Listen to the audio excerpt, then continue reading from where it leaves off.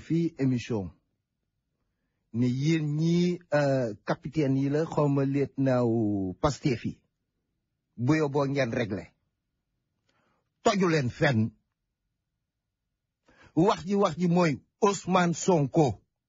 mais lieutenant yu toju leen fenn ñëpp nag laa wax sans exception ñenn ñi nañ ci jota xam sax as tuut parce que ci principe yi ñuy doxee ak ci valeur yi ñuy doxee yi ñu gisoo gum muy Jomaay muy kële Kayta muy deuxième bi ci Pastef tur bi dina ñëw Birame Souleye muy El Malick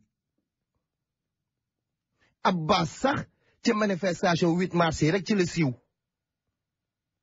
mais dañ ko ci yóbbaale tout le reste zéro absolutely nothing toju leen fen tey ñi ci ëpp ñi ci rawatina nag kooku demoon jàkkaarloo di jéem a dingat candidature Barthélémy Dias kooku doon jéem a xëccoo Barthélémy Dias mais moo Sacré-Cœur xam nga ni yow man rek mën naa la massacrer d'ailleurs que tu as été nul jàppatuma tur bi donte dugg ngeen yeewu askan bi ñu xajal leen ngeen dugg mais décence sax mooy laaj yenn yi bootu leen ci ginnaaw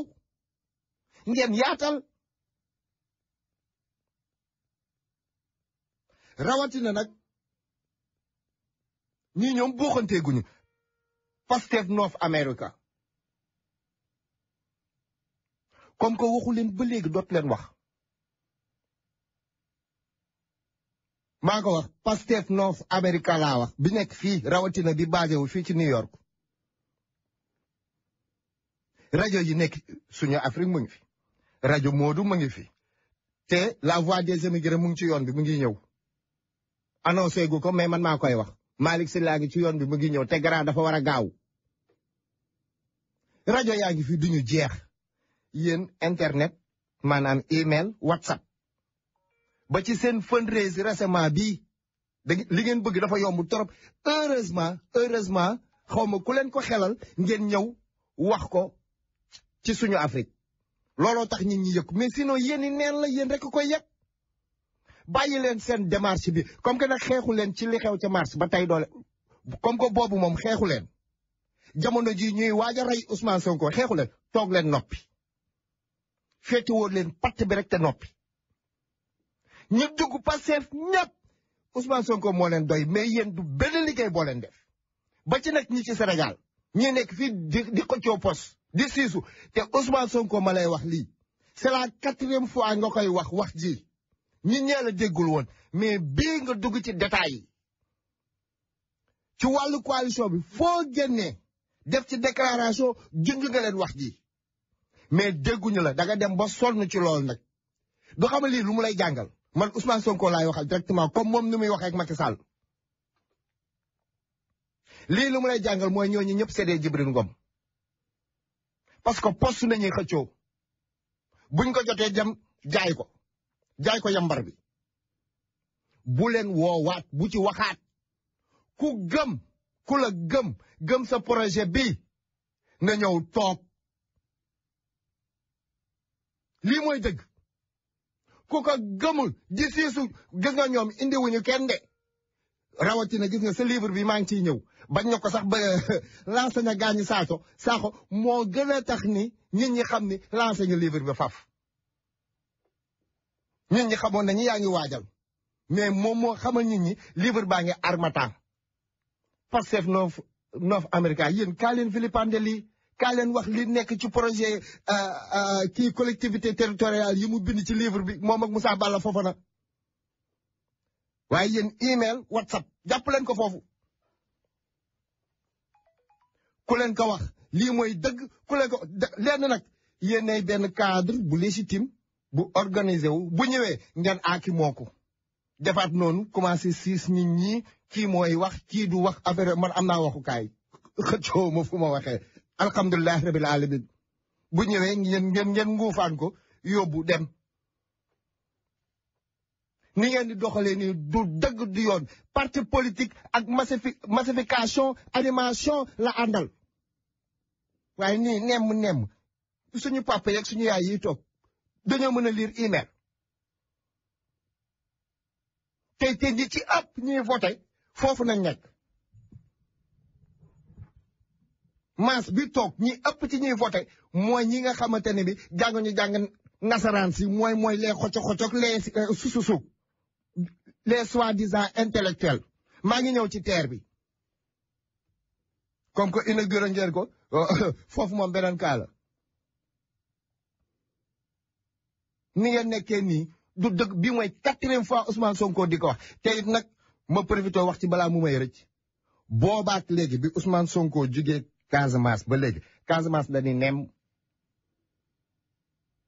nemmaaral Pape Sané defaat na ci sorti dinaa ci ñëw ci kanam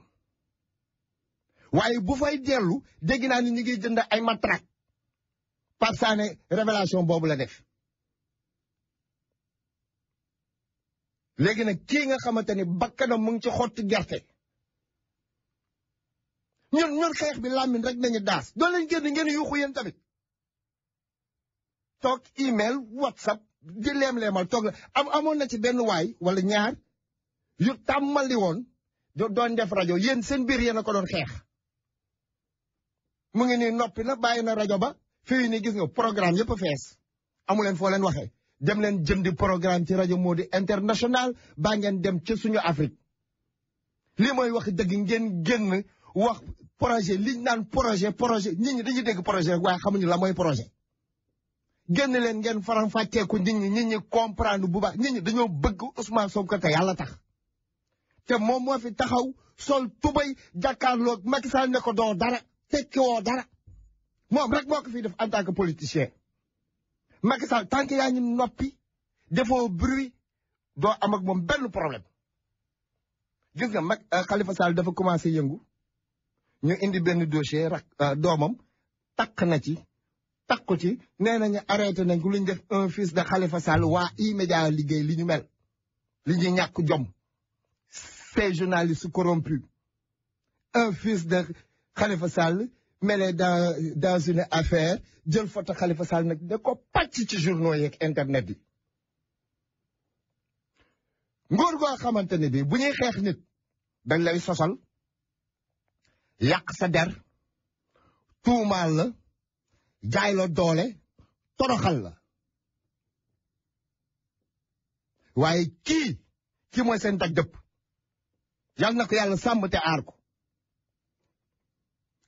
nguur goo xam ni fen sos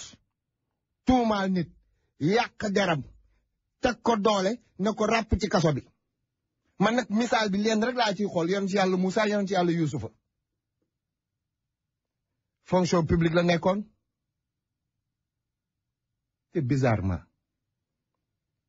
comparaison n'est pas raison xam naa pas raison xocc li ñuy wax man jàng ma nasaraan waaw Ousmane Sonko gis koy sàcc ci biir administration mu ne wu yaa yooy sàccee ñu ne ko droit de réserve obligation de réserve noppi la waroo wax léegi ñu gis poste directeur des finances bi gis koy sàcc yuuxuwul de dafa jël ay kayitam def enquête di jébbal justice ñu ne ko déedéet waroo yóbbu kenn justice yow dañ lay dàq Ousmane Sonko mi yuuxu sàcce yi ñu ngi sàcc alalu askan bi ñu ne ko yow waroo yuuxu obligation de réserve waroo wax te Sénégalais on veut une chose et son contraire te bu xaaroon ba génn ne man de démissionné naa waaye fee ma bàyyi de ñun ñaa ngi fay sàcc ñun ñi ñëpp Sénégalais dañ ko naan lu tax ba nga nekkee ci biir waxoo bi mu nekkee ci biir wax yuuxu sàcce yi ñu ne ko déedéet waroo woon yuuxu obligation de réserve waroo wax lan nañ bëgg moom mooy li may tuddee la naaféqisme intellectuel wax ji neexul waaye mooy dëgg bu ñu demee ba Sénégal ba taasukat yi nañu ma baal nag waaye nag man moom samay dëgg dama koy wax xaw ma nag dëgg yàlla ji fu mu féete mais man samay dëgg dama koy wax fii sax war naa fi indi caméra ba ñuy gis sama ñaari yeeg yooyu taasukat yi bu ñu demee ba naan dëgg neexul dëggantaan a neex déglul wax ji dëgg neexul dëggantaana neex ñu boole ceeg tamaak bongo ki sabar du ko mbalax ba mu saf nit ñi di ko fecc nit yi bëggee laay lay la laax dëggantaana neex jàngal baatu dëggantaan maanaam dëgguwul fenuwul dëggantaan dafay dëggantu naa fekk dugg na loo xamante ni dëgguwul muy dëggantu dëggantaan dëgguwul fenuwul naa fekk ngoog pire léegi nag ñu koy mbalax xaalis kenn du ko liggéey dañ koy lijjanti moo tax it ñu am président wu njuuj njaajar et aussi il est agrégé en njuuj njaajologie on a un président agrégé en njuuj njaajologie des ministres spécialistes en njuuj njaajar et des préfets njuuj njaajistes une administration njuuj njaaj jaxase xaw ma nuñ koy waxee à tous les niveaux njuuj njaaj ñëpp barke Rasulullah avec ça nag ñu ay waay de leen wax jàmm ay waay ñaan leen jàmm ca jamono boobu ani kii ani sama waa ji copain kaay mayaat ma élan kon nan la ñu war a mën a bàyyee réew moo xamante ne tey yor nañu ni ma koy waxe or mu ngi fi marbre mu ngi fi phosphate d'aluminum bi nekk Ndendoori mu ngi fi. bisimilah mbokk bi tey jii ñun ñoo yor 3e mine de zircon. bisimilah mbokk bi acca. salaamaaleykum Mr Gaynde. waaleykum salaam kooku de Ibou nañ koy wax. ñu koy jaare bu baax di la bëgg di bëgg sa auditeurs yëpp waaye. jaajëf di la delloo rëbbëgee. di wax ne loolu ko wax léegi nii Ousmane Sonko xam nga lu mu def noonu loolu la ñuy wooyee wong xam nga wong daf leen a wong ci bopp xam nga wong du. waaw koŋ ñun koŋ waaw ñun koŋ dañuy wax. yaay fàllu ko temps booy boo amaa frère bu groupement bu laalaa affaire yoo xam ne wur koo laal. digg ndab li da nga koy koŋ waaw da nga koy koŋ ci bopp bi. bilaay walaay. noonu la leen def daf leen a koŋ. daf koo laal daf leen a laal ci bopp. wala leen ne te loolu mu def man ànd naa ci am na ñuy wax naa wur mais c'est normal parce que li nga wax dëgg la waa Pastef ñu foog ne am na gars yoo xam ne foog nañ ne mais affaire bi Ousmane Sonko la. bilaay man I don't know nothing about anybody from Pastef. mais I love this guy. right. I like it because when he lim indi noonu pour man dama ci gis samay doom ëllëg. ak su may sët. ok mais pas yenn gars yi indi fii li ngay wax xojo yooyu quoi comprendre. nañu toj boo bëggee dimbali nit kii da ngay ànd ci lii ngay wax nii quoi. pourquoi PDS daana jël fi ay temps bi muy metti dañ daa jël ay temps fii maa ngi fàttali ko loolu chaque jour dama ko dox mais pas bi war nañu abal yetam woowu pas birima mbuub maanaam dégg mën a yet bi si ñëw yet la dañ koy xeexee. bilaay wallaay yàgg nañ ko wax de. voilà. ñoom waa yet woowu nag lañ bëgg nañu ko abal moom comme yet woowu jugutu nañu ko abal ñun fi ñu toll ñu xeexe ko. ah non attention bul juum de. seen yet bi ñu ngi ko xooj ci kaar yi teg xeme. moom kay bu ñu ko utilisé wu rek nañu ko abal moom. ñu ngi ko xooj bi loolu la. ok léegi fi nga laal nii sànq laa xam nga man dama am lu ma la waxoon temps yële quoi. Casamance. lii ñuy wër naan nañ leen bind nañ leen def ay affaire coup d'état la ñuy lalal Sonko. y a des marabouts là-bas c'est des complices. ma waxal la ko fii nga dégg. luñ koy lalal la dañuy yoot gaay ba ñu nemb buñ dalee ci kawam ci fini. loolu ci am nañu taxaw ma wax ko ci rajo bi dégg yoo xam ne ne nañ jël bakkanu Ousmane Sonko lañ bëggal Macky Sall ci ay gaayam. pas Macky Sall. ok. Casamance lañ ko bëgg a sànq wax naa la ko 3 fois. nee nga gaañ bi wax na ko nu mu tëddee dégg naa moo tax ma ne naa profité dugg bala ma jàpp quoi. loolu lañ koy préparé. baax na daal. affaire bi lenn la. mooy Macky Sall li mu wax c'est vrai dëgg la nee na li fi amoon dootu fi amati. dëgg la dootu fi amati parce que dootu ko defati dootu jël ci xale fa la ñëw exposé ko.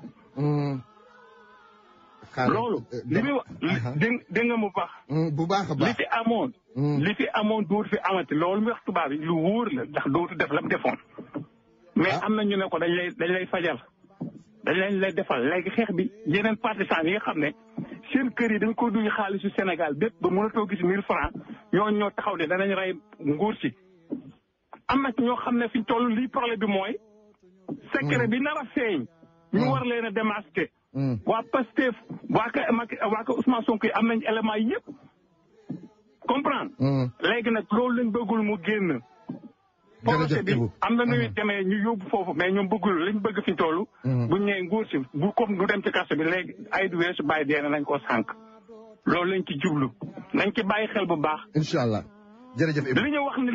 li ministre de l'Intérieur bi def nii. c'est des coups d'état bu kenn jël arme. parce que xam nañu Ousmane Sonko day dem Casamance. day dem feneen ñoom ñi ngi arme parce que ay ñeneen ñu xeet frontière ak ñun lañ dem recruter nëbbu leen. comme kolum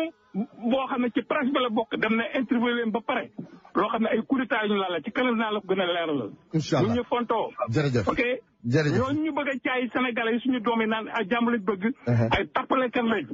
maa la wax lii parce que xam nañu affaire bi mais am na lu tax ñu tënku ci loolu quoi. cadre baa ngi tas sax dinaa ci ñëw ci kanam am na ku ci wax.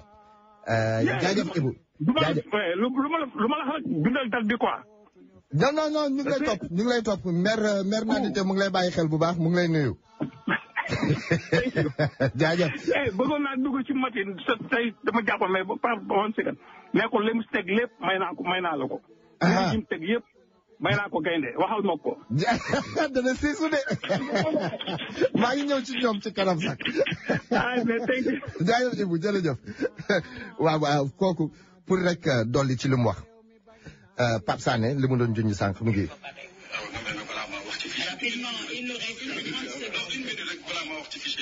non parce que sànq da ngeen wax ci affaire Issa dafa wax ci affaire non violence waa charte kii di sax imam yi mais je crois que seen charte bi dañ ko war a def déjà mu nekk un outil de prévention balaa ñoo signaloo nit ñi maa leen di wax nag fii may wax waa charte boobu kii di ak xaw ma imam yëpp en même temps procureur de la République dafa am benn responsable politique bu mag Ziguinchor fan yii passé dafa jënd des centaines de matraques électriques damay wax je dis. même charte yaa ñu jëm je dis waa CODIS ak procureur ku ci bëgg rek ku ma woo rek ma wax la lu leer. un haut responsable de Ziguinchor il a acheté des centaines de matraques électriques recruté beaucoup de gens actuellement ñu ngi leen di former à Ziguinchor donc man bu ñu ma wooyee rek ma wax leen. même charte yaa ñu jëm léegi ci wàllu clarté. malheureusement waxtu bi xoj nañ Pape. ok. waaw c'est dommage xam nga journaliste yi tamit bu ñuy wax ay wax yi ci jamono ji mu am ñuy woote jàmm ñii ñu ngi jënd seen armement ay matraque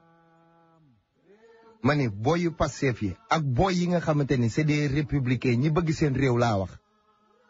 gannaaw ba ñu demee abbi nañ dem seeti Pape Alé Niang abbu ko barre de fer am yooyu ñu wut suñuy yat suñuy xeeru géej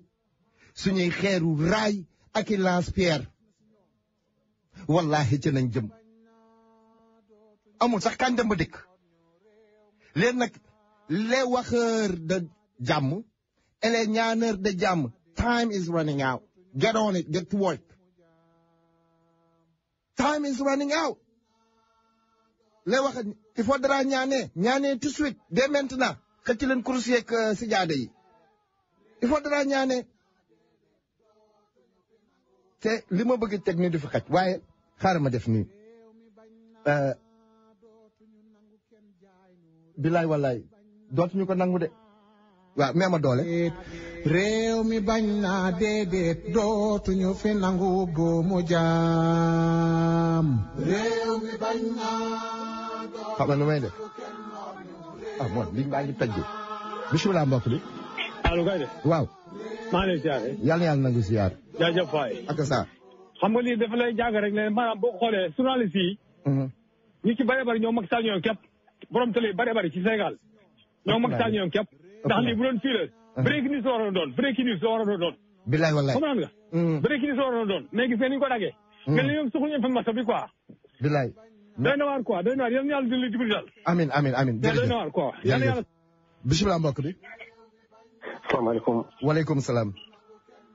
gay ne ñoo ngi leen di ziare. yal na yàlla nangu ziar ñu waaw kooku sama nijaay Absatou Lam la. maa ngi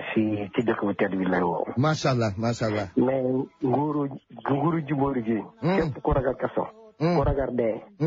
kaso àdduna wala kaso bàmmeel. jooba nga xam ne moom jooba nga waajal sa bopp.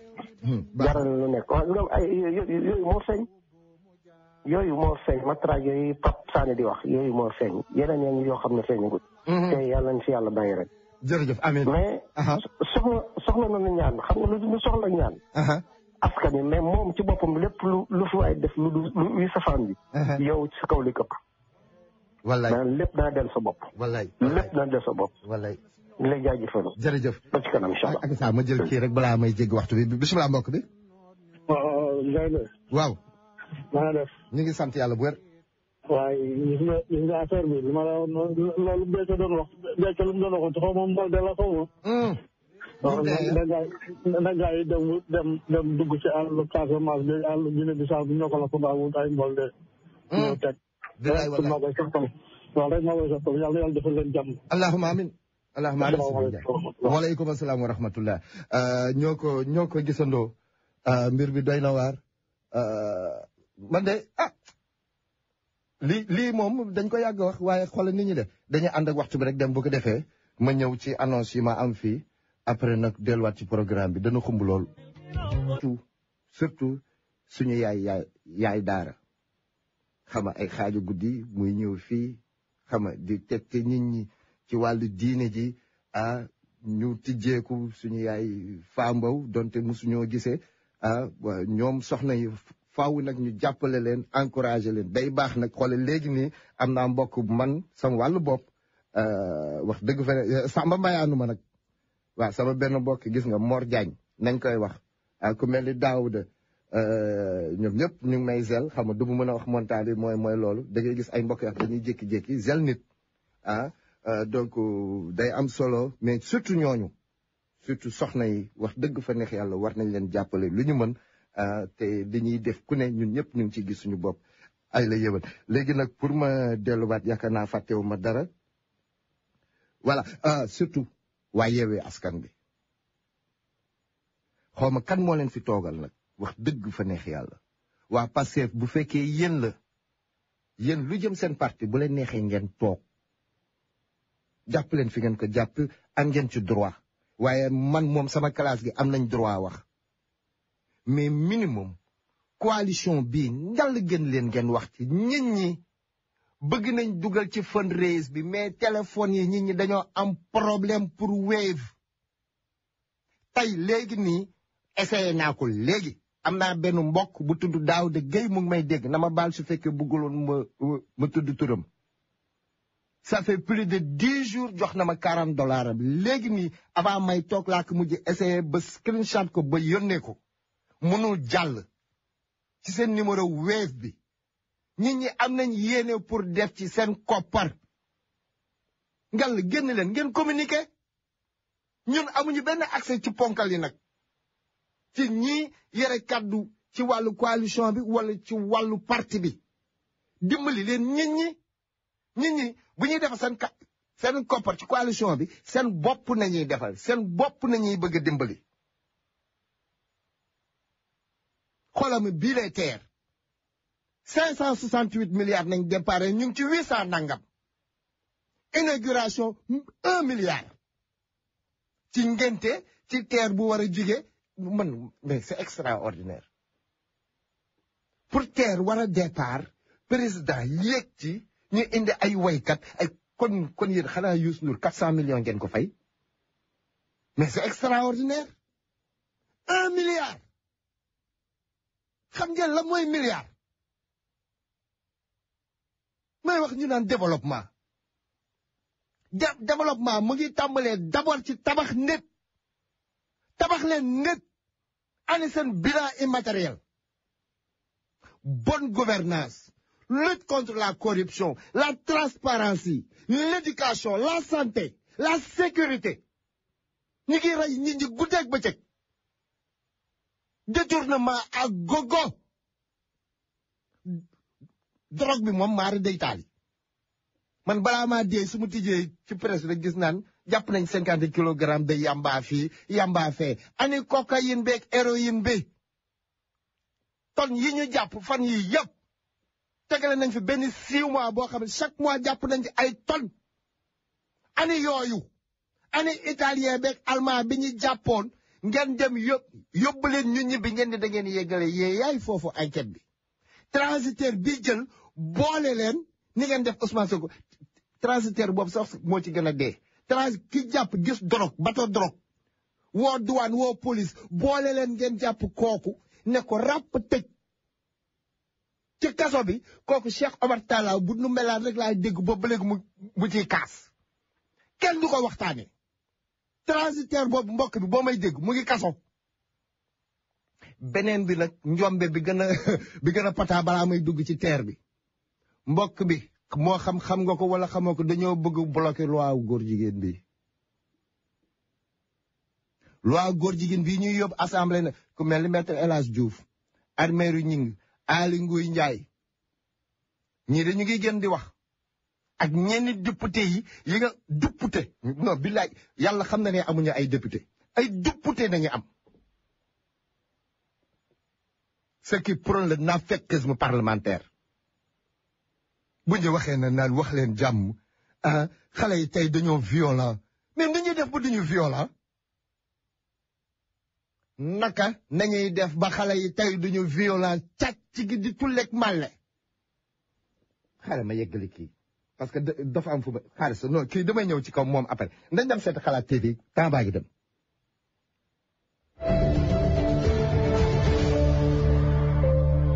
léegi dañuy ñëw ci capacité terre bi annoncé nañ ñu ni électricité maanaam courant dong moo koy dawal loolu amul c'est une fausse information naam mën na jël courant waaye comme que Sénégal lépp yembul ci wàllum électricité ngir mën koo alimenter suffisamment dañ ko defay train bi mode di ko alimenter aussi ak diesel benn ci xeetu carburant yi bu ngeen demee ci sudu Alstom bi ko defar di ngeen fa fekk loolu lépp. beneen information bi mooy li ñu terre bi dikkee ci koppar boo ko comparé ak yeneen train yu ni mel foofu jarul ñuy xool fu sori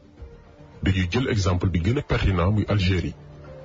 li tax ñu jël exemple Algérie mooy parce que même entreprise bi Sénégal commandé ay train muy Alstom la Algérie moom itam jëndee même façon train yi la muy modèle Cordialint amul différence ñoo bokk sax même caractéristique yi waaye ñaata la Algérie commandé mi ngi commandé 17 train fukki train ak juróom-ñaar pour ñaata ci koppar 200 millions d'euros 200 millions d'euros mooy 130 milliards de francs CFA nga jël Sénégal mi ngi commandé ñaata train 15 train fukki train ak juróom moo gën a néew li Algérie commandé waaye ñaata la Sénégal dépensé 800 jàpp 1000 milliards boo ci boole yenn infrastructures yi ay centaines de milliards de différence pour Dakar Diamniadio dong 55 kilomètres. saako wax nañ leen kuñ naan Momar Gueye doon liggéey Alstom bi defar terre bi lu yàggul accordé benn entretien ak waa Sen TV di ñu xamal ni benn train modèle Cordialint bi Sénégal commandé lu toll ci fukk ak juróom. bàyyi leen loolu publicité bi la. benn bu ci nekk 1 milliard 666 millions lay jar benn bu nekk bu dee nag dañ ko amélioré maanaam yokk ci ay technologie ak yeneen xarala yu yees warul dépasser 4 milliards 500 millions. Un Cordialint, quand je faisais le projet, coûtait 1 milliard 666 millions. Pas 2 milliards. 1 milliard 666 millions. Je ne mens pas parce que il y a les documents d'Alstom. Ku weddi li may wax wooteel Alstom xaw ma nu mu tudd xool ko ci net bi rek di nga xool Cordialint la jar bi ma jëkkee ñëw fii la fois dernière je n'osais pas venir parce que je me suis dit gaañi kat budget bi ñu def dafa bari mais dama dugg ci net bi pour xool combien vous aujourd'hui 14 ans après un Cordialint. Alors j'ai trouvé que l'Arabie Saoudite avait commandé les mêmes trains que nous, mais avec une petite amélioration, mais benn dépassé wu ci 4 milliards 500. maanaam fukki train ak juróom yi Sénégal commandé Alstom normalement 67 milliards la ñu waroon dikkee bu cher ba cher comme modèle bi nekk Arabie Saoudite lii li muy tekki mooy dañoo def lu ñu woowee surfacturation nangam téeméer lay jar ñu yónni la ne la demal jëndal ma lii nga jëndee ko téeméer ba noppi kompaloo ak ki la ko jaay ne ñaari junni nga ko jëndee lii moo xew ci TER bi mais li gën a frustrant li gën a garaaw mooy ñun ñëpp xam nañu TER bi Dakar Diamniadio la te bu tàmbalee daw newu ni Dakar waa yëpp ko jëfandikoo mu coûté ñu entre 800 jàpp 1000 milliards mais Momar Gueye bi ngeen déglu sànq te doon liggéey Alstom dafa bindoon état bu Sénégal benn lettre bind projet bu mel ni TER bii train yoo xam ni cordialité lay doon mais li ci gën a intéressant ci projet boobu mooy du pour waa Dakar dongu mais dafay doon TER boo xamante ni dafay wër Sénégal gépp dafay déclencher chemin de fer yeneen région yi mën a dundaat am ay gare doomi aadama yi dafa def commerce ak yeneen activité suñu économie mën a boosté wu projet bii la Momar Gueye bindoon mais xam ngeen pour ñaata pour 754 milliards loo xam ni moo gën a néew teeru Dakar Diamniadio bii 754 milliards pour Sénégal gépp les 754 milliards de budget man mii maa ko réalisé mu ngi nii ci document bi mu ngi nii c'est moi qui ai fait ça te loolu effectivement c'était pour refaire tous les chemins de fer sénégalais en grand écartement taxul foofu 754 milliards nga wax mais c'est le même montant que le secrétaire d'État bi amee réseau ferroviaire bi Abdou Ndéné Sall moom la wax mais malheureusement bi mu ko waxee bi mu wax dafa ne Dakar Kidira mu ngi nii moo ko wax dafa jëkkoon wax sax 507 milliards mais man le budget le projet que je lui ai donné moom en mai bii c'était 754 milliards pour tout le réseau pour tout le réseau national pour tout le réseau national mbokk yi naan leen ndox lii neexul ci Sénégal gi yëpp nee na mu defar saxaar gu ñu mel gi ñuy bàkkoon ni tey ne Sénégal développé na parce que terre gi départ mooy daw fépp te bi mu wax ni mooy indi dina jël bagage dana jël xar dana jël mbott sax dana ko jël mooy daw Ndakaaru Sénégal gi yëpp ci 754 milliards Sénégal gépp 754 milliards lii nii 55 kilomètres ñu ne ñu mu ngi nekk ci diggante 800 ak 1000 milliards jamono jooju Sénégal am na ñuy tiitaroo ndox parce que ndoxu robinet mu ngi doog a dugg seen kër waaye en même temps am na ñoo xamante ni seen robinet ngeen baal ma baalati ma parce que lii daf maa metti wallahi daf ma metti seen robinet mu ngi génne ay ndoxu duus foos naka la ndox googu mënu duggee ci tuuyoo di fëlee ci ay kër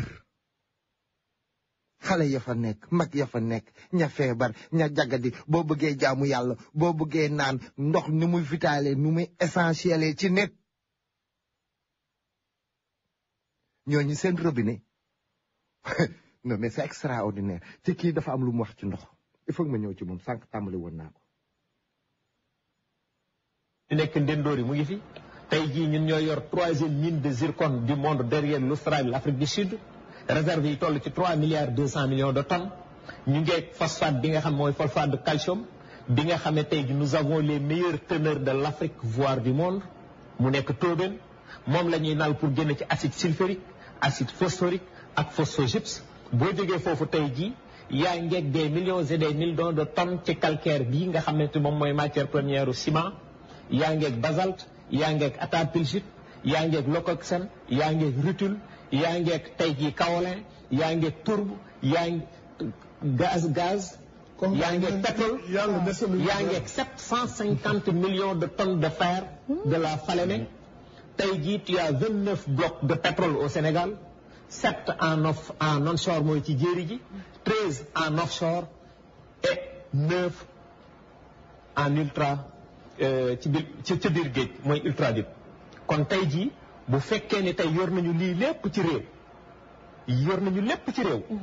yow nga am ndox mu neex Saint-Louis ba Bakel c'est de l'eau douce kenn waranteetu ko ndox mu neex la Saint-Louis ba Bakel tey jii ma wax la tey ndox mu neex biy jógee ci fleuve Sénégal di reversé wu ci océan Atlantique bi débee mu ngi toll ci 640 mètres cubes à la seconde cela veut dire que ni ci année bi Sénégal dina jël ci ndox mu neex moomu di ko xoole muy këpp ci océan Atlantique bi mu ngi toll ci 20 milliards de mètres cubes bu ndox mu neex te am nañ fi canal di Kayor am nañ fi canal di Bawol dégg nañ fi les vallées fossiles kon du ndox moom mooy suñu problème tey boo jëlee loolu yépp nag tey jii nga tënk ko quand on parle de fer tey jii lan la mën a def ci àdduna ko fusion mooy métallurgie on parle de sidérurgie lan la fer mën a def tey ci àdduna ma yemale ko fii dégg nga lu mu wax ci ndox bi nekk Sénégal yépp ndox bu neex jamono jooju am na ay kër ñu leen di jox ndoxu douche ba pare naan ñu dafa am fuite kër Mamar Sarr Dakar dina manqué ndox dañuy réparer fuite bi ci jamono jooju Baba Aïdara yal na yàlla guddal ay fanam toog na fii ci dëkk bi ñetti at di yuuxu machine bi sénégalais yi kenn gëmu ko mu dem ba Ndakaaru filmé wax naa ko semaine passée coow li ni tulleeg màlle ñu génn weddi ba ci lancé na gaañi saaxo mi di lancé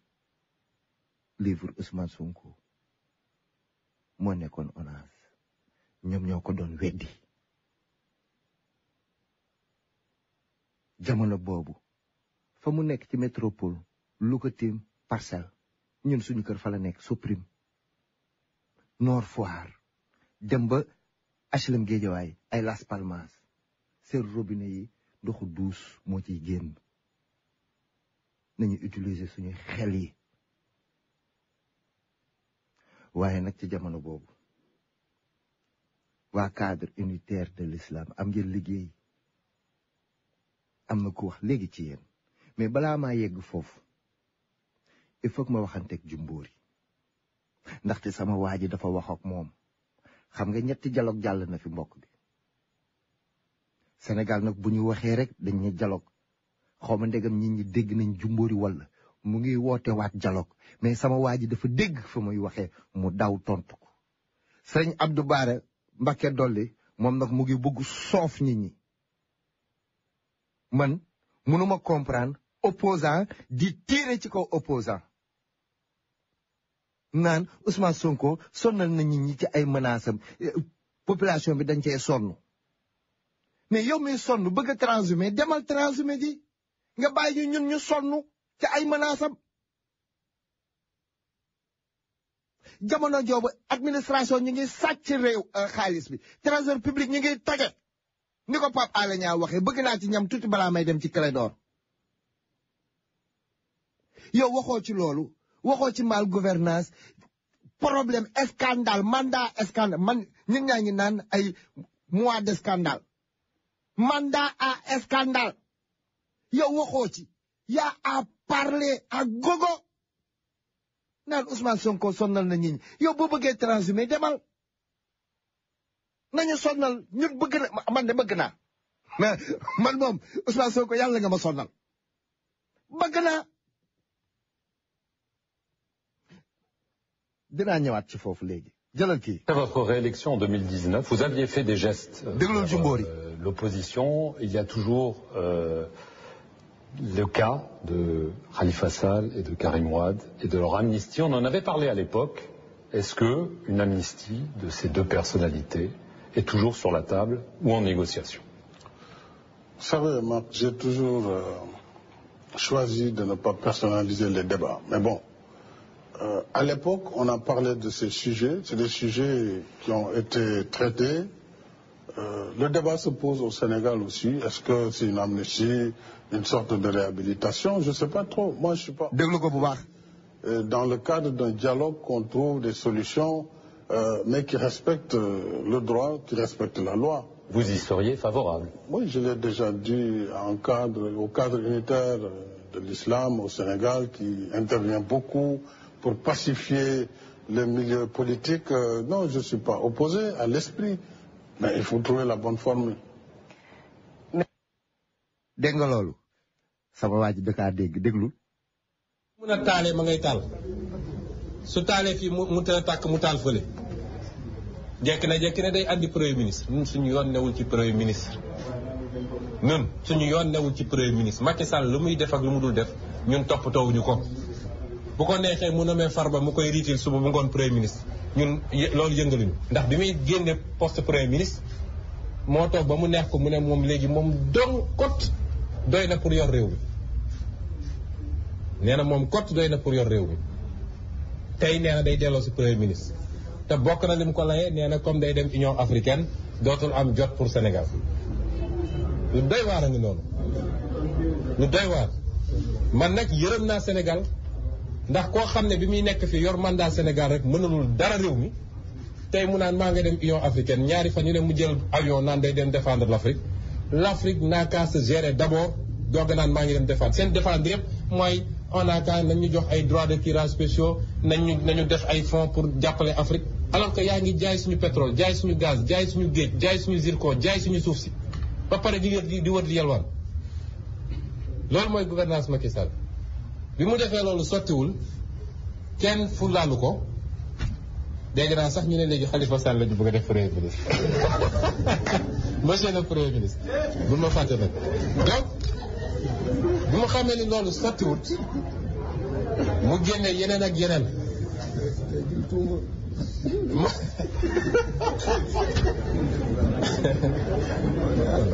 non loolu day baax rek comme ça dañuy toog fële toog fii donc bi mu génnee ci loolu mu ne léegi amnistie delloo seet waxu amnistie Khalifa Sall ngi nii toog mosu koo ñaan amnistie grâce sax wax ñaanu ko moo toog ba mu neex ko mu signé grâce am ñëw yenn ko forcé ne ko da ngay génn moom day gas ay kanam dugg ci guutam ba pare bëgg nag bu ciy génn nit ñi ñëw toog ak moom pour mu génn ci fi mu ne nii lenn rek la Macky Sall bëgg lenn rek mu wax leen ko mooy nu muy def ba toog ak ñun ñii dialogue la bëgg wax na ko sax keroog ci bi muy wax ak xaritam ya comme média yi fii moom du wax ak ñoom nee na il est prêt à envisager amnistie wala réhabilitation loolu lu bees la ndax bu njëkk ba amnistie rek la waxoon réhabilitation mooy révision procès mais loolu yëpp ça doit se faire dans le cadre d'un dialogue goo xam ne woote nga ko fi woote waat fi lépp xëy rek phrase pour moom ndaxe mbay nu muy dajalee nit ñi ñu ne ña ngay waxtaan mu xëy daal ci signé lu ko neex bi loolu sottiwul façon pexe bu nekk def na ko ba yónni ay nit sax ñu essayé fi ubbi ay débat ci ay waasoo ki ay xeeta ki dem saaga ay ñoom Barthélémy Dias ak nangam ñun loolu yëpp nag bi mu amee ñun xam nañ ni loolu ay contre-feu la te dañu bëgg léegi sénégalais xam ni ñun fu ñu jëm xam nañ ko jéego ñuy dos xam nañ ko lii suñuy objectif xam nañ ko Macky Sall li muy def suñu yoon newu ci moom ak askan wi la dootuñu mënuñoo détourner ci dara moo tax ñu continuer li ñu nekkee nii ba tey jii ñu déposer plainte contre Djibril Ngom waaye suñu yemoon ci plainte bi dafay am lu manqué moo tax ñu ne moom mii ndeyu mbill mi moom mi nga xam ne moo def li mu def mënuñu koo ñàkk moom it topp waaye xam ngeen ni président de la république ci réew yépp ci àdduna daanaka dafa am lu ko yoon jagleel mooy du citoyen ordinaire moom nag nee woon na am na ñoo xam ne citoyen ordinaire lañu moom du citoyen ordinaire moo tax ñu defal ko lépp fu muy dëkk kenn du fa dëkk yoon bu muy jaar kenn du fa jaar wala dañuy arrêté ñëpp fu muy dugg di tukki kenn du fa dugg di tukki ak yeneen noonu lañ nee nag même bu defee njombe mënuñu ko atte fi ñuy attee Cheikh Tidiane Dièye ak parce que Déthié Fall sax am na immunité privilégiée mais mënuñu ko atte fi ñuy attee ñeneen ñi moo tax ñu ne dafa am kuréel guñ ko jagleel mooy haute cour de justice boobu assemblée nationale moo koy taxawal day am président muy président cour suprême am ay ministre am procureur cour suprême am un juge des députés et première session.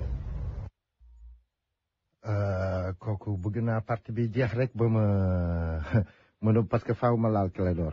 bu bees bu nekk première session bi la ñuy installé cour boobu ñu ne nag cour boobu rek moo mën a topp président de la république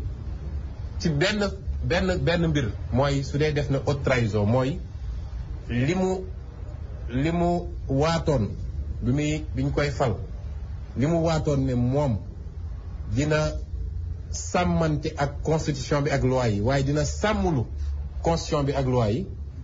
bu dee dem na ba loolu mu def safaan ba loolu mun nañ jàpp ni haute trahison la loolu nag la Macky Sall def ci mbir mi moo tax ñu ne dañuy saisir assemblée nationale waaye suñu jógoon ñun rek dem saisir ko day mel ni mbir mi dafa yem ci politique wax ñu dañuy ubbi pétition citoyenne pétition bi nag ñaar la dina am boo xam ne ci kayit la mooy bii nga xam ne xale yi lañ koy jox di bon léegi nit ñi xam nañu après suite bi Sénégal nag ñun bañu tàmmulee wax fii haute trahison yàgg na yàlla xam na loolu suñu wax yaa ngi daje rek bëgguñoo am dëgg moom waaye yàlla dogal na ni suñuy wax yaa ngi daje plus que ñuy dem rek wax yi di daje ci Sénégal lu fi mësta am boo ko tuddee wala lu fi am benn yoon te gëj fee am ba nit ñi fàtte boo ko tuddee rek dafay daal sensible day sensationnel c'est inlaalaable kenn du ko laal fàttalil na je jure de respecter la constitution et de faire respecter la constitution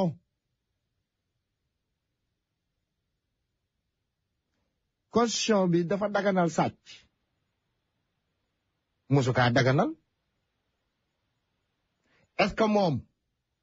fexe na ba sàcc yi ñuy jàpp mu jébbal leen justice est-ce que def na ko wala déet bu ko defee dëppoog nag constitution bu ko deful war na constitution war na askan bi loolu du haute trahison naka nañ koy déterminer parce que bind ñu ko ci suñuy loi sénégalaise ban constitution du monde moo ko bind dañuy teg commission ñu gis ay fait comme rek ni ñuy def ay poste nii ay LONASE et cetera ndeysaan Pape Alé Niang sortiem bi tey toj na àdduna comme d'habitude ñu lal ay enquête ba gis ni fait yi c'est avéré su fekkee fait yi avéré nag foofu nag nañuy formuler yan daan nañ koy teg ci nañu nag kii nag jar naa war naa mën a topp war nañ kaa mën a topp ci haute trahison léegi noonu nu muy amee faaw ñu taxawal cour bi ñu dem assemblée nationale indi benn magistrat jiitu ko ak ay ministre ak ay député ñu àtte musu fee am mais kii li mu def moo yées te man dama gëm nga jaay ñu yoonu yokkute ba ñëpp gëm ko adapté wu ci nga wëlbatiku ni dem signé ji charte assises nationales ya nga xaar ba falu war bu njëkk ba fa la tàmbalee nga ne dama signé woon ak ay réserve ñu ne diitu waaye ba nga toog ba nga installé wu ger say magistrat ger say ñi ngay ger ñëpp ay yenn kilifa yi bëgguma tudd tur mais ku nekk xam na ger ñi ngay ger ñëpp ba sa ginnaaw dëgër kak armée beeg soldat say lépp nga jug ni ne yéen waaye askanu Sénégal damaa juumoon yoonu yokkute bi ndeke baaxul damaa juumoon juumloo leen damay wuti benn cabinet bitim réew fay leen 2 milliards nangam ñu bindal ma projet de société waaye ci projet de société boobu dañ ciy dëxañ yoonu yokkute gannaaw ba nga waxee ni dangaa juum waaye nag ca lu nga juumoon la nga ne baaxul nee nga dugal nga ko ci PSE kii ku mu yàpp loolu du haute trahison pire ñu jugeeti si TER bi musul bokk ci programme Jumbóori Njuuj Njaaj Ndaw Demba maa joojo Kukande Sall TER bi musul bokk ci yoonu yokkute musul bokk ci PSE dañuy ñëw rek indi seen daaskatu làmmiñ yi seen riitikat yeeg seen xoco-xoco yi ñu war plateau télévision yeeg rajo yi di riiti rek développement te nag bu leen fàtte ni dañ doon wax ni dañuy désencombrer Dakar désengorgement Dakar pour nit ñi gaari seen oto di jël TER dana leer fexe leen nag ba Dakaru leer may waxati ñu indeeti BRT teg fekk Alstom da doon waaj a daanu di waaj a dàq 2000 emplois Jumbóori jël projet bi pour sauver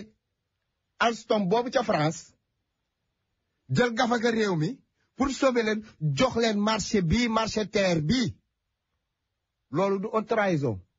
au détriment de ton peuple nga déparé ci 568 milliards tey jii kenn mun la wax chiffre final du kenn loolu du haute trahison nañu bàyyi sensationnel beeg passion bi ñuy convoqué à tout moment di ko teg au milieu des débats nañu dajji sensationnel ak émotion yeeg di ko dëxañ ci ay passion teg ne tey indi fee di teg tey waxte yàlla rek tax yàlla rek fi ne ndi ko Pape Alé Niang di waxee tout le temps tey noonu la tijjee bu ñu kenn fat boo mënee wax ci àll kale ji wax ci ba mu neex boo ci mënul wax na bu fi jox kenn leçon de morale dañoo sonn ci leçon de morale yi dangay wax dëgg rek baa nga noppi baa nga wane foofar su fekkee ne nit ki nag dafay ñëw prôner le naaféqisme intellectuel libre à la personne waaye man ku mel ne man moom dana wax amul kii amul kaa mais yow ñeme woo wax dëgg ji ba pare bëggoo ñi ñi xool lii dëgg fuñ ko teg yow ñeme woo wax dëgg bàyyi leen dëgg ji taaju fa mu ne nit ñi nag fa ñuy bëgg jublu dinañ fa jublu ala kulli xaal dangay wax rek baa nga noppi mais nag bëggoo wax lii bëggoo wax lee tu fais du naaféqisme intellectuel ak ko mënti def nag accusé wu ma kenn nañuy wax ji mooy dëgg Sénégal gii nu mu nekkee nii du dëgg du yoon agression rayante bi ñu ngi ma ne gis ngeen arène nationale bi gis nga sàcc boobu 32 milliards yi am nañu ba léegi ñu ne ñu décaissé nañu dugal ci 32 milliards ndeke don la ani googee sàcc ay 2 milliards 4 milliards yi may dégg ni day dara Aliou Sall ñaat la fi sàcc ani Frank Timis ñu waxee naan développement lii day développement tabaxal nit d'abord tabax nit mooy dundu agriculture bi xoola engrais bi liñ ci def xaaral sax ma avance loolu du ñàkk ma am tuuti minute yu ma voilà xamal loolu noonu li ma jaaxal mooy ñi ngay gis ñuy doog ay dóorkat yu mag ay sàcc da ngay xëy suba teel rek ñu dàkkantal leen ne benn sëriñ ñu ne bu xeet nga gis diw ñu dàkkantal leen benn sëriñ fekk fonctionnaire boobu sàcc na dóor de def na lu ne mais waaw sëriñ xanaa nag boo demee ba yow sa taalibe yi ngay gis yëpp chaque jour sa taalibe mënu lay jox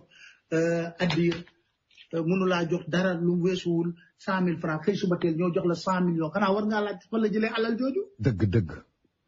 mu lekk alalu askan wi. nga dégg mambali. yow nga ne ñëw ne yaa koy défendre. yaay def intervention. ci alal ju lewul ju mu sàcc. dama lay wax lu tax culture impunité am fii tey jii lan la ñuy dóorkat yi c'est très simple sëriñ ngay dem làkku waykat yi di la way ñu inventé la ay maam yu bees ngay tëb di bonde bismillah. asalaamaaleykum. waaleykum salaam. gars yi ñu ziar yàlla na ko ziar ñu ko la koy delloo. mais xam nga gars yi benn affaire la fa am gis nga Sénégal. le malheur du Sénégal. dégg nga bu baax li ma wax. c'est généralement dégg nga les dirigeants aussi bien musulmans kii naka ma tudd religieux ci boppam. dégg nga ak dégg nga les intellectuels. te nag de tout temps su Sénégal tardé rek. surtout Afrique li ci ëpp ñoo ko tardé. parce que gis nga li ëpp ci ñoom ñenn ñi dañuy woowe diine mais diine wóor na yàlla su moytu jaar sulaas yi sax leen gën a jege yàlla. bu mu ne gaaw rek nga baal ma parce que dama bëgg laal ci corridor please. voilà boole ko intellectuels yi nag. aussi ñoom la Occident mas di utiliser. xam nga Sénégal fi mu nekk nii soo seetee. Macky Sall ngi taxawal ay pion kenn mënul jël kartam dégg nga taxawal na dégg nga tout un jeu. kenn gënu ko maîtriser affaire système électoral ñu ngi taxawal dégg nga bien que yeboo mu tour de yeeg yëpp mais pour sàcc ci élection yi. fi mu nekk day xool rek ba xam ndax dina mën a rëcc. te ba léegi nit ñaa ngi taxaw dégg nga du ñu wax dara parce que dégg nga toujours tamit les marabout yenn ñi ci bëri xam nañ seen wàll su ñoree ba ñàng nit ñi nar a xëpp ci mbedd ñu naan bu leen yee fitna yàlla ngi leen bu ko kii te yonent bi sallallahu alayhi wasallam su toogoon ni yàccaaral rek l'islam dinañ ko jot tey déedéet bi ma la yëgal leen gis nga bu kenn nax nit ñi gis nga tous les pays yi changé wu dañoo xeex mu dool di changé wu ba ci nag Amérique ga googu fii fépp dégg nga li wër nag Sénégal nag loolu nag la temporel dégg nga dañuy étouffer nit ñi intellectuels yi kuñ ci jox tamit dégg nga loo fàtte sa gémmiñ nga daal di bootu ànd ak ñële yooyu nag moo tardé Sénégalais yi booy yaa ngi dee ci géej gi kenn ci kaas kenn ci wax ak désert bi doy na waar jërëjëf yëgluñ ko seen kii te looloo gën a grave foofu Covid bi ñuy sonal li dee ci foofu dafa tolloog Covid bi da ko mat sax asaka ok ñu fanaan jërëjëf sama nijaay ak sax doy na waar parce que dinañ gën a yaatal dinañu xool bu ñuy dugg ci année bi dinañ jéem a xoolaat ni ñuy yokkee waxtu bi ndaxte xaw a rek lu duuf yëpp xajul ci cin bi waa léegi nag nañ dem seet sama waaj Pape Alé am na lu bari lu mu wax man du ma doyal ci moom macha allah dama ko bëgg sopp ko te xam naa ni noonu la fi bëree ay soppe aussi tamit am na beneen cas bu mu bëggoon wax ba affaire asa aussi dama koy leb parce que surtout beneen cas bi bëggoon naa ko wax avant ñuy jéggi at bi parce que man am feeling little bit guilty parce que am na daal benn information boo xamante ni dëgg biñ ko xamee mu ngi bëgg a am ay fan am na ñu koy ruumandaat lu yàgg ci suuf mais voilà temps bi du ci xaj mais semaine prochaine incha allah dama koy tijjee rek après doog a baawus mais nañ dem seeti Clédor ñëwaat.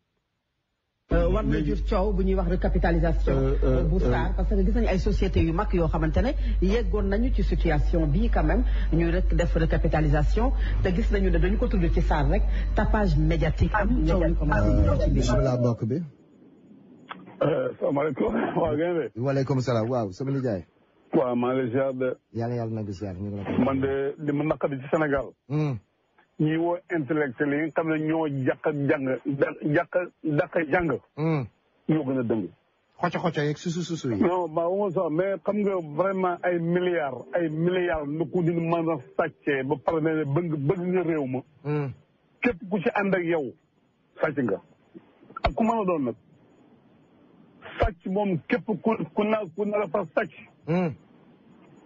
ànd ak moom ak koo mën a doon sàcc nga ko moom parce que alal mi yëm nga jël ko sàcc ko mais vraiment bii dafa ñaaw ko dañuy xool fi mu nekk nii Sénégal dafa nekk ci problème faux billet li gën a mën a daana réew baax na faux billet ci la bokk kenn waxu ci ñaaw teef bu bon booy affaire position ba li nga bon booy wax da ngay wax dëgg quoi parce que ñun ñëpp Sénégal lañ bokk ñun ñëpp Sénégal ñoo ko bokk ànd ak Macky Sall warul tax nga wax loo xam ne du dëgg bañ Macky Sall warul tax nga wax loo xam ne du dëgg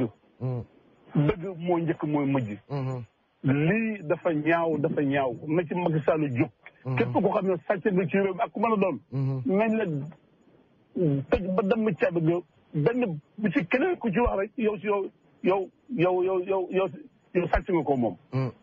jërëjëf sama nijaay apprécié it xaaral ma dem nag parce que temps balaa mu may njëkk parce que bëgg naa tëj bu saf d'accord non monsieur Mboup non Clédor ñu ngi defaat beneen bi s'il vous plaît président Macky Sall moo ko wax d'accord président Macky Sall loolu moom ànd naa ci produit dañ koy raffiné j'applaudis ànd naa ci dama ci bëgg a approfondir léegi yónnee naa la acte notarié création wu Sahel aviation nañu may tuuti rek Fatou yónnee naa la acte notarié création Sahel aviation d'accord oui voilà boo ko mënee yónnee régie pour nit ñi gis ko léegi est-ce que recapitalisation bi jar na ko est-ce que SAR jar na dooleel xam nga man bi may def sama développement sànq ci SAR bi ma ne pourquoi war a clôturer débat bi maa ngi wax 5 millions de tonnes supplémentaires ñu fa bëgg a acheminer pour ñu traiter ko donc le président moom vision mooy dañu renforcer capacité SAR alors que la SAR se trouve en agglomération amul emprise sécuritaire de 500 mètres bu war une raffinerie comment on peut surcharger 5 millions de tonnes supplémentaires à la SAR parce que ça va monter à 6 millions de tonnes léegi ñoom nee nañu 4 millions de tonnes yi c'est la consommation nationale s'il vous plaît 4 millions de tonnes yi c'est la consommation nationale 2 millions de tonnes yi c'est pour le Mali pourquoi ne pas créer une raffinerie dans le département de Foundiougne, d'où vient la ressource, comme ça mu nekk un hub de distribution pour les Maliens nga xam ne au lieu ñuy ñëw ba Dakar foofu la ñuy yem yóbbu li ñu soxla ba noppi mu impacter localité boobu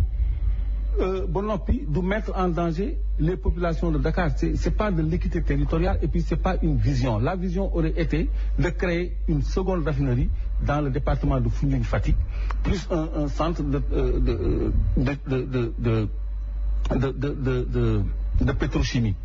pour defar ay polypropylène nga xam ni moom mooy matière première composite bi defar beaucoup de produits manufacturés loolu dafay booster développement donc. mbokk yi fii ba temps bi bu may xooj ngal damay ñaan rek ñu dem déglu émission bi exploitation du pétrole et du gaz.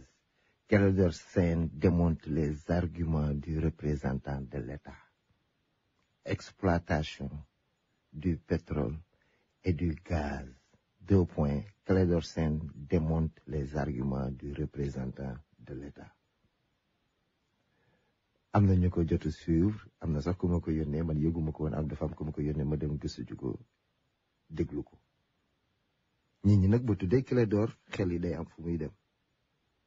man nit ki daal acte bi muy posé le présent jëm ci kanam xam naa ne mu ngi informer Sénégalais yi ba muy wax ci gàjj ga kenn waxu ci fukki teen ak juróom nañ fa gas di exploiter gaz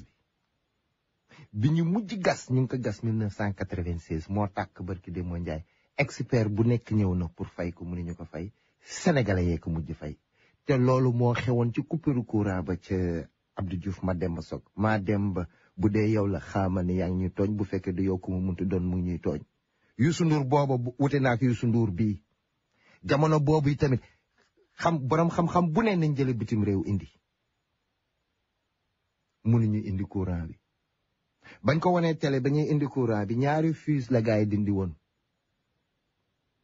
ñan ñoo gis pan bi sénégalais yi syndicalistes yi jamonoy Mademba Sock foofu day sori waaye pétrole bii càcc gu rëy gi ci ne xam nga lii dafa jaroon ma taxoon ci Pape Alé Niang bi mu ciy wax bu baax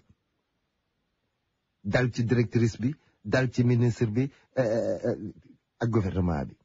ak Samuel Sarr bien sûr loolu leneen la trésor public détourné 4 milliards ndàngam ku ne xam ne du mujj fenn niñ def passeport diplomatique yi mais boobu gën a yéemu ci yàlla mandat à scandale jumboor yi ci bopp gis nga pétrole bi la woon ca premier mandat bi yëpp moo koy dabaat nii ci deuxième mandat nee nañ mu ngi yóotu troisième mandat génne leen yàgg yi nag balaa may tàggoo gannaaw bañ demee abbi Pape Alé Niang barre de feram ba yàgg yi nañ ko xooj ci kaar yi teg xemek diw tiir xeeru raay yi ci teer bi nañ ci wut denc xeeru géej moom desatu fa parce que fépp tabax nañ ci wut denc wuti nag ay lance-pierre yu baax na ci ku nekk yore ñett ba fukk sax baax na danañ ko yittewoo de danañ ko soxla kii nag moo nekkoon gaynde seen xarit seen doom seen am di jàmb ku ma mere na ma jéggal waaye sama xalaat laay wax